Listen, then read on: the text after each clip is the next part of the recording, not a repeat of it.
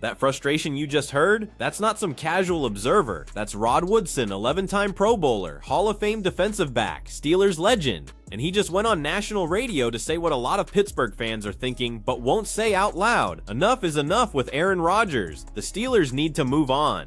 Now here's why this matters more than just another hot take from a former player. Do you expect Rodgers to be the guy there? What do you think?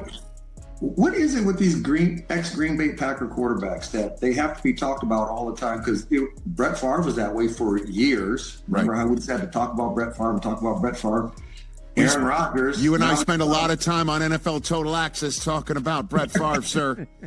Number of times you watched me call Susie and say, I'm not going to be there for another 3 hours. Right? You watch me make those phone calls from the set of Total Access. Notice what Woodson did there. He didn't just criticize Rodgers, he linked him directly to Brett Favre, creating this pattern of Green Bay quarterbacks who apparently can't just retire like normal human beings. They have to turn it into a multi-month reality show where everyone waits around wondering if they're coming back. And Woodson's not wrong about the history here. Remember those summers from 2006 to 2010? Every single offseason became will Brett Favre retire? It dominated ESPN. It held the Packers hostage, then the Jets, then the Vikings, and now Rodgers is running the exact same playbook with the Steelers. But here's what makes Woodson's criticism particularly sharp. He's not coming at this as some talking head who needs content. This man played until he was 38 years old. He had 8 interceptions at age 37 with the Raiders, 8 interceptions as a cornerback in his late 30s. He made first-team All-Pro that season. So when he talks about veteran players and how they should handle the twilight of their careers, he's speaking from direct experience. So I'm like, is he going to play? Listen, I get kind of tired of it. Like, listen, if he's going to play, say he's going to play, he's going to come back. He shouldn't, and the team shouldn't wait for Aaron Rodgers. They need to move forward. It may not be him too, though, Rod. He went on Pat McAfee's show last week and said there's no contract in front of me. So there's nothing for him to look at. You know what I mean? So him and his ex-coach aren't that tight? They apparently are, though. I can't. I don't know because there's Will Howard that's there, right? Mason Rudolph is always. And there it is, the Jaxson Dart criticism. Because this isn't just about Rodgers being annoying with his retirement timeline. This is about the Steelers potentially missing their window to draft a franchise quarterback. April 2024, the NFL Draft. Jaxson Dart is sitting there at pick 21 when the Steelers are on the clock. Young, talented, exactly the kind of quarterback who fits that Steelers culture. And they passed. They took a defensive lineman instead. Why? Because they were already committed to the Aaron Rodgers plan. They'd brought in Mike McCarthy as offensive coordinator specifically because he knows Rodgers' system inside and out. They'd restructured their entire offensive philosophy around what a 42-year-old quarterback needs to succeed. And now, almost a full year later, Rodgers still hasn't publicly committed to coming back. Meanwhile, Jaxson Dart went to the Rams at pick 27 and looked exactly like what the Steelers needed. That swagger, that toughness, that ability to extend plays. The kind of quarterback who could have been developed behind Rodgers for a year and then taken over. I'll be there forever. Right. And then I don't know, 21st overall pick, there's Rodgers. Yeah. Listen, last year, Rich, they should have took Jaxson Dart. He fell to them. It was the best opportunity for them to take a quarterback who has that swag, that can kind of fit into that Steeler mold and that Steeler culture and have that standard. And they took the defensive end. All right. We're going to stop it right there, but that's something I said on this channel. Now here's where this gets complicated because there's another side to this story that's worth examining. The host makes a fair point. This isn't actually unusual behavior for veteran quarterbacks. Tom Brady did this. Peyton Manning had off seasons where his status was unclear. The difference is timing and communication. Brady would make his decision by early March, giving Tampa Bay or New England time to adjust.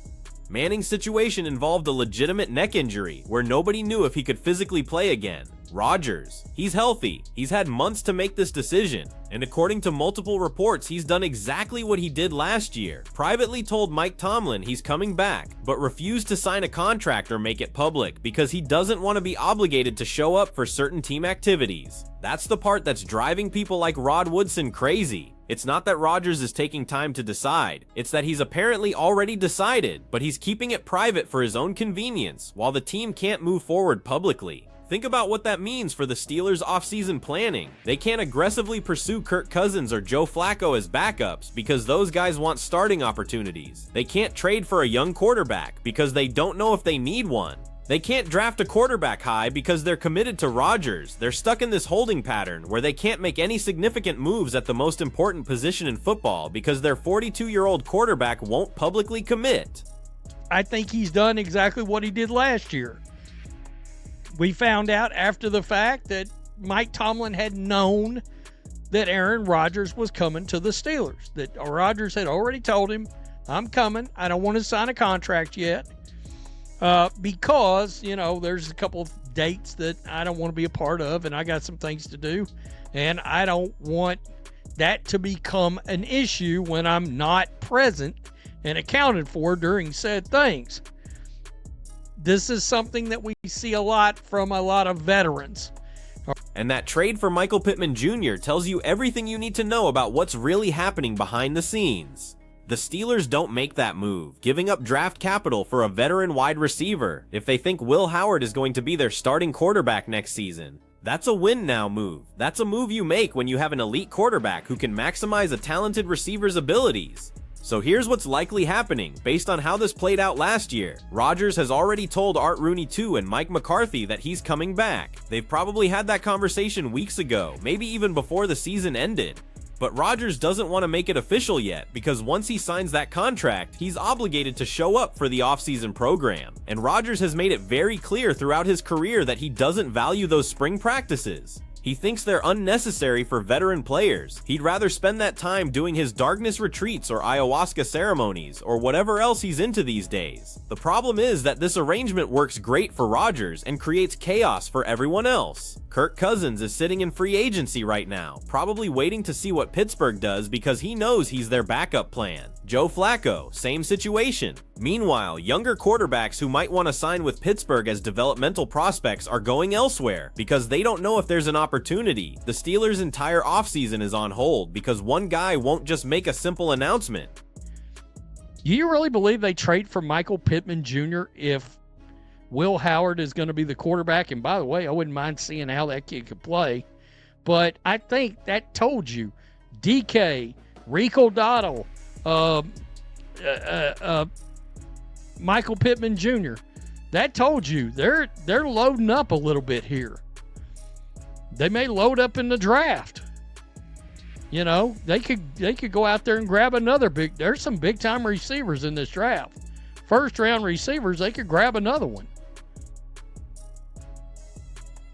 I think they already know. Just like last year, I think they already know. That exchange about Mason Rudolph is telling because it reveals the underlying frustration. Mason Rudolph has been with the Steelers forever, bouncing between backup and emergency starter, never really getting a fair shot at being the full-time guy. And now he's in this weird limbo again because the team can't commit to anything until Rodgers makes his decision public. Will Howard, the young quarterback they brought in, is in the same boat. He's talented enough to potentially start, but the organization can't invest in developing him properly because they don't know if he's the future or just a placeholder. This is what drives former players like Woodson crazy. It's not about Rodgers' ability. The man is a 4-time MVP. He's won a Super Bowl. He's one of the most talented quarterbacks to ever play the game. But talent doesn't give you the right to hold an entire organization hostage every offseason.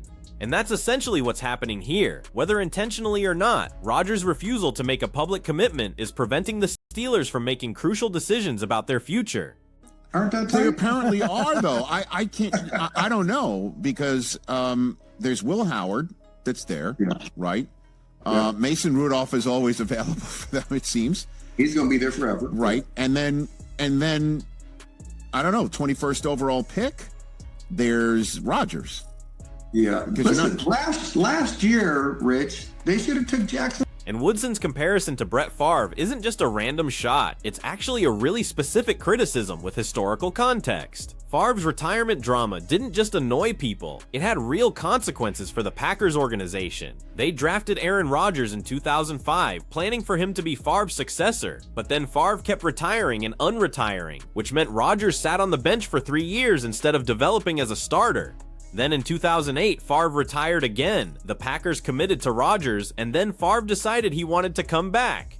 It created this massive controversy that ended with Favre going to the Jets, then the Vikings, and becoming a villain in Green Bay. The parallel to Rodgers is obvious. Rodgers benefited from sitting behind Favre and learning, even though the situation was messy, but now he's become the guy creating the mess.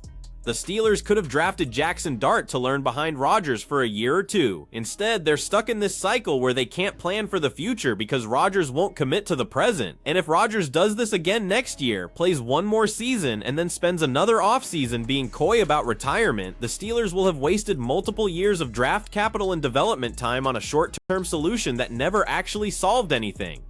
And Rod Woodson sounds like he's done with Aaron Rodgers. And we got some video from this. By the way, guys, Rod Woodson, look at this. 11-time Pro Bowler, 6-time All-Pro. I mean, good God, 71 interceptions. And let me show you something that is wild. He played till he was 38.